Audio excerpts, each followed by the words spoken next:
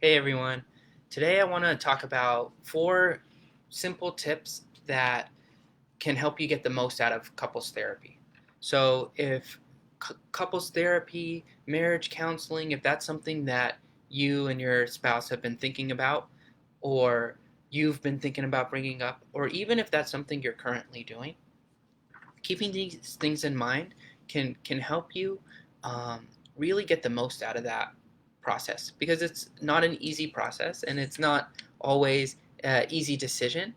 And um, when you keep some things in mind, it's going to help you feel like it's really valuable. So the first tip I want to share is really making the primary purpose in your mind of understanding what's going on for your spouse.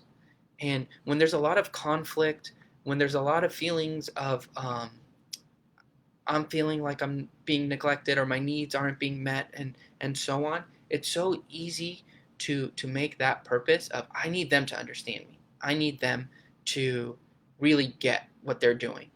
And of course, that's a huge part of couples therapy. But if you're making your primary goal, I also need to understand what's happening for them, what's happening on the other side.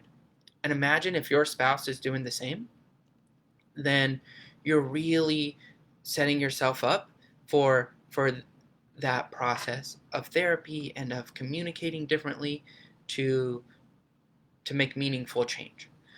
And then the second thing is you have to be willing to get uncomfortable. And things that are in our comfort zone might be showing anger or being critical or um, kind of keeping our guard up, not letting ourselves show emotion. All of that is more comfortable than the opposite, than being vulnerable, than saying, you know, the pain you're feeling or the hurt you're feeling. Um, Things like talking about your sex life and what you're hoping for there. A lot of times that can be uncomfortable. And when you're willing to go there, when you're willing to be more vulnerable together, you're already making changes, because that's likely not happening successfully at home. And if you let that start to happen in the process of therapy, it's going to carry over. Then the third tip to keep in mind is holding on to resentment is likely getting in the way. So making letting go of resentment be a major goal. So letting go of past transgressions or um, feelings of how you were treated in the past, or and that's a process. That's not on off kind of thing. But if you're really making that a goal, it's going to help you move forward. And sometimes it feels, to go back to the last point, vulnerable and scary to let that resentment go. And when you kind of push yourself to let that be an overall goal in the process of couples therapy, you're also helping yourself get the most out of it. And then the last thing is, a lot of times by the time couples enter therapy, things have been built up and built up pretty strongly. And if anybody tells you it's going to be an easy fix or a quick fix, or uh, they're, it's not true. So it's really important to pay attention to small changes and to small evidence that things are changing. And look what I'm doing differently.